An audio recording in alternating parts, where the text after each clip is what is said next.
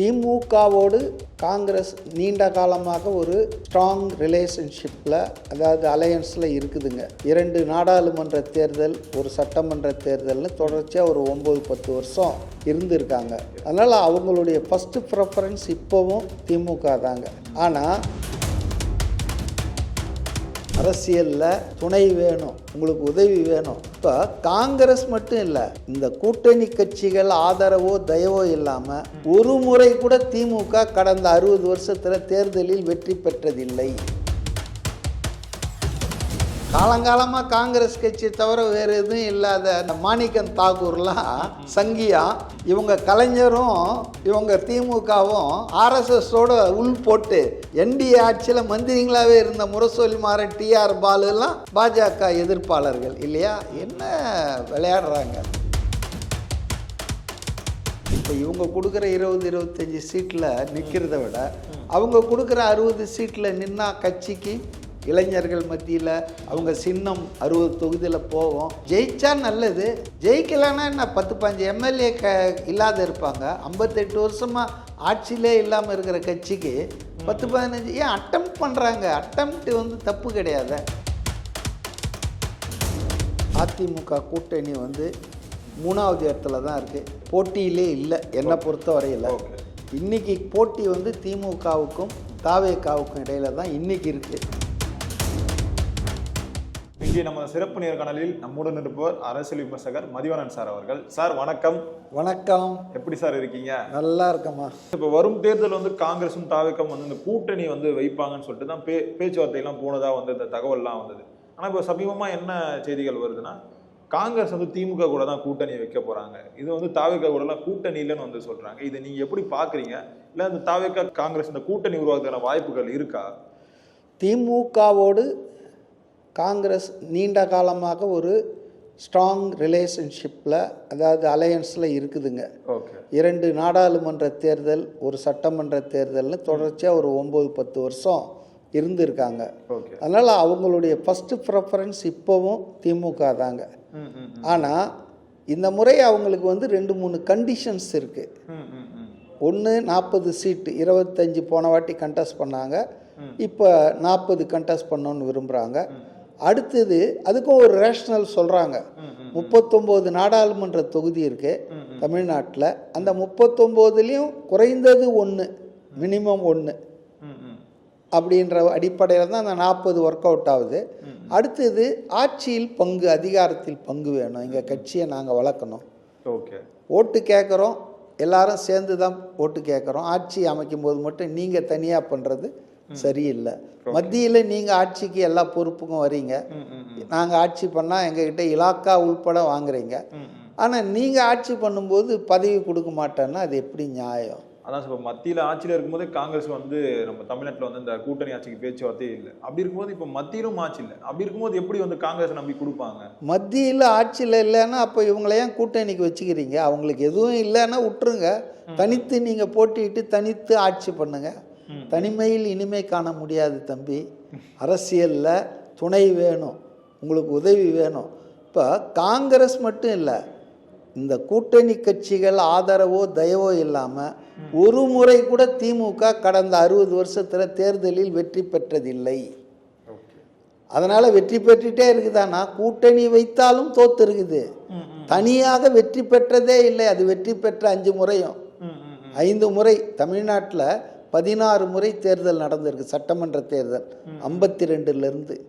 இப்போ நடக்க போகிறது 2026 17வது தேர்தல். இந்த 16 தேர்தலில் முதல் தேர்தலில் திமுக போட்டி போடல. கட்சி ஆரம்பிச்சிட்டாங்க 49லேயே, ஆனால் 52 சட்டமன்ற தேர்தலில் அவங்க போட்டி போடல. 57ல் கூட பார்த்தீங்கன்னா திமுக என்ற அடிப்படையில் போட்டி போடல, சுயேட்சைகளாக போட்டி போட்டார்கள். ஒரு 15 பேர் ஜெயிச்சாங்க. திமுக என்ற கட்சி அடிப்படையில் போடல 57ல்.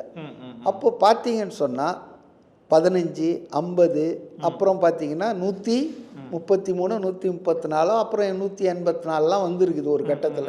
71ல் 1971ல். அதனால் திமுகவை பொறுத்தவரையில் 16 முறை நடந்த சட்டமன்ற தேர்தலில் 5 முறை தான் அது வென்று இருக்கிறது தமிழ்நாட்டில். 9 முறை தோற்று இருக்கிறது. ஒரு முறை தனிப்பெரும்பான்மை கிடைக்காமல் மைனாரிட்டி ஆட்சி பண்ணியிருக்கு. அதை கணக்கில் எடுத்துக்கிட்டா கூட 16ல் ஒரு 6 முறை 5 முறை முழு பெரும்பான்மையில் ஜெயிச்சிருக்கு, ஒரு முறை சிறுபான்மையில் ஆட்சி பண்ணியிருக்கு. 6 முறை தான் தமிழ்நாட்டில் சட்டமன்ற தேர்தலில் 16ல் திமுக வந்து வென்றிருக்கிறது. அது எல்லாமே பார்த்திங்கன்னா கூட்டணி கட்சிகளினுடைய ஆதரவோடு உதவியோடு தான். அதனால் கூட்டணி இல்லாமல் வந்து இவங்க ஜெயிச்சதில்லை என்பது இவங்க வந்து ஆட்சியிலும் பங்கு கொடுக்கறது ஒன்றும் தப்பு கிடையாதா? இவங்க மாநிலத்தில் கொடுக்க மாட்டேன்றாங்க, நான் மத்தியில் இவங்களால ஒன்றும் யாரும் ஆட்சி அமைக்கலை. அப்படி இருந்தாலும் கூட ஒரு யூபிஏ என்டிஏ இந்த மாதிரி அவங்களுக்கெல்லாம் ஆதரவு கொடுக்கும்போது இவங்க வந்து அதுக்கான விலையை எடுத்துடுறாங்க, அதிகாரத்தில் அவங்க பங்கு கேட்குறாங்க.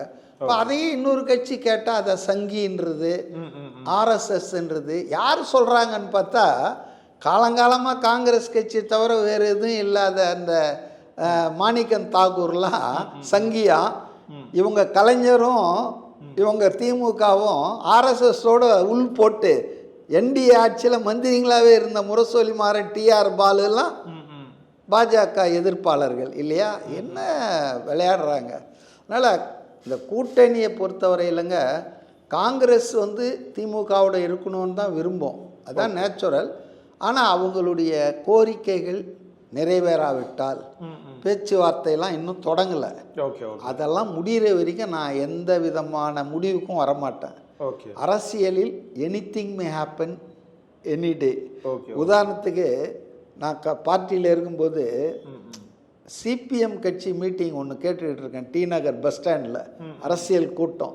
அதில் அப்போ இருந்த பி ராமமூர்த்தின்னு பெருந்தலைவர் சிபிஎம்மில் எம்பியாலாம் இருந்தவர், அவர் எம்ஜிஆரை வந்து படர பிடிச்சிட்டு இருக்கிறாரு, பட்டையாக உரிச்சிட்டு இருக்கிறாரு. ஒரு 9-9:30 மணிக்கு நான் கிளம்பி வந்துட்டேன். மறுநாள் காலையில் பேப்பரை பார்த்தா சிபிஎம் அதிமுக உடன்பாடு 10 சீட்டு. எப்படி இது சாத்தியமாச்சுன்னா அநேகமாக இந்த மீட்டிங் முடிச்சுட்டு நேராக பி ராமமூர்த்தி எம்ஜிஆர் தோட்டத்துக்கு போய் அக்ரிமெண்ட் சைன் பண்ணிட்டார் போல இருக்கு.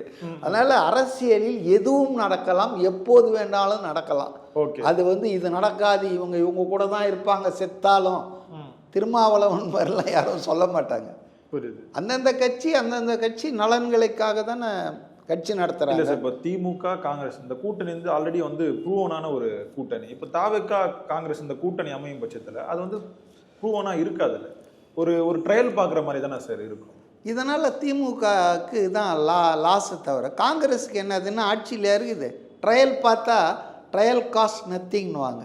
என்ன அவங்களுக்கு என்ன, இப்போ இவங்க கொடுக்குற 20-25 சீட்டில் நிற்கிறத விட அவங்க கொடுக்குற 60 சீட்டில் நின்னா கட்சிக்கு இளைஞர்கள் மத்தியில் அவங்க சின்னம் 60 தொகுதியில் போவோம்.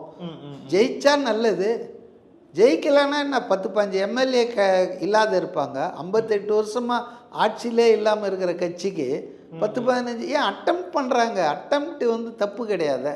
கட்சியை வளர்க்கணும்.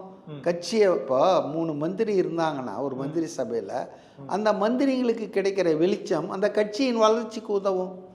மீடியாவிலேருந்து அவங்க போகிற என்டையர் ஸ்டேட்டுக்கு இல்லை மந்திரிங்க.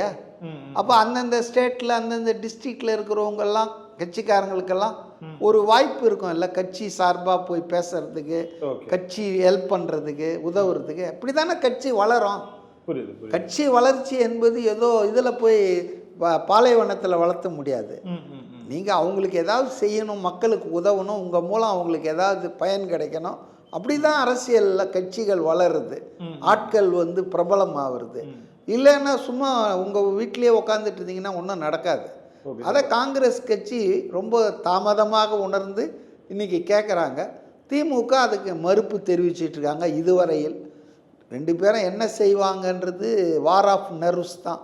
இது எப்போ நடக்கும் தெரியாது. அதனால் அநேகமாக இன்னும் 1 மாதம் வரைக்கும் இதெல்லாம் இந்த சஸ்பென்ஸ்லாம் நீடிக்கும்.